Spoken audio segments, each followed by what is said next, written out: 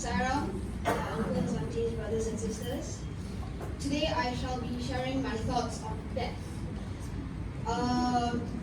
Death used to be a very sensitive topic for me, and I used to fear thinking about it until a month ago when Uncle Jegadeva passed away, and I went with my dad to pay my last respects, and I saw his face, and he was so calm, like he had no troubles, he was so peaceful, and that made me think back, was it really death that I feared?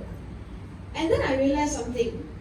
I didn't fear death, but I feared, the suffering that comes before death, or the suffering that comes when a loved one passes away. And it grew to a point where I used to think, I didn't tell anyone this love, but I used to think, if one of my family members were to die, can we all just die together, so that we don't have to be alone. And yeah, so I can actually relate two stories to this. One of them is set in the time of Buddha, a few thousand years ago. So there was this lady named Kisa Gotami, and she had one child, a very young boy. And one day her son passed away, and she really could not accept his death. So she went from house to house. She went to all her neighbors' houses, asking for medicine so she could bring her son back to life. But no one could give her any remedy. Until one of her neighbors suggested, why don't you go and see Buddha? So she goes to see Buddha, and she asks him, can you please help me bring my son back to life? And he agrees. He says, fine. But he says, you need to bring me white mustard seeds from a house that has not been touched by death. So filled with hope, she goes to all the houses in the town, and she asks for white mustard seeds as long as they meet the conditions set by Buddha. Unfortunately for her, none of the houses in the town have not experienced death, but she perseveres. She keeps trying until finally she comes to the realization of the universality of death. And this truth doesn't just hold true for any town or village or any family, but for every world settled by gods and men. This is the truth: impermanence.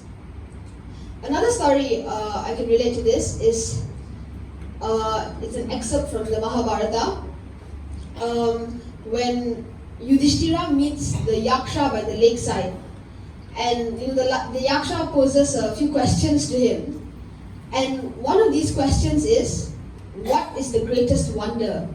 And this is the reply: day after day, we all see countless people die, but people still live their lives like they're going to live forever. And that is the greatest wonder. Yeah. Brothers and sisters, both the stories show that death is inevitable, and it will come when it comes, sometimes out of the blue, sometimes after a period of suffering. Knowing and accepting that our lives will come to an end at some point or other unlocks something in us that we can put to good use. It unlocks the potential to be happy with each day, to be grateful for each hour and that we are given to live. How can this change my own life? Rather than fighting with my brothers and sisters, I could, be more kind. And, instead of wasting my time surfing the net, I could, spend more time with my family. And, maybe instead of studying so much, I can watch television a bit more. I can see my dad that he's shaking his head. Okay. So I guess that's out of the question. Okay. Okay. This is a quote from the Bhagavad Gita. Krishna says, the soul cannot be cut, burnt, wetted, or dried up. It is eternal, all-pervading, stable, ancient, and immovable.